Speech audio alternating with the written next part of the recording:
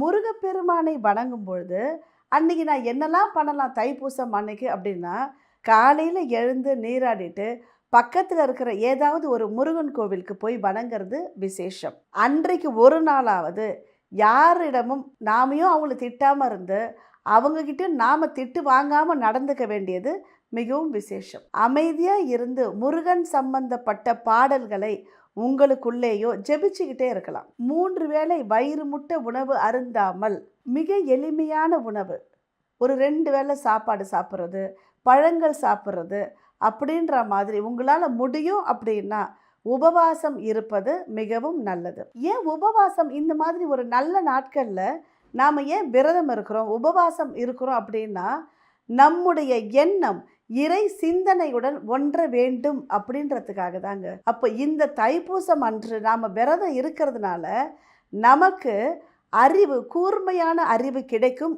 குருவிடம் இருந்து அப்படின்னு நம்புறதுனால தாங்க நாம் மீண்டும் மீண்டும் இறைவன் சரணாகதி அடைகிறோம். முருகன் அப்படின்னு சொன்னாலே வந்த வினையும் வருகின்ற வல்விலையும் கந்தன்ற பேரை சொன்னாலே போயிடும் அப்படின்னு சொல்கிறாங்க.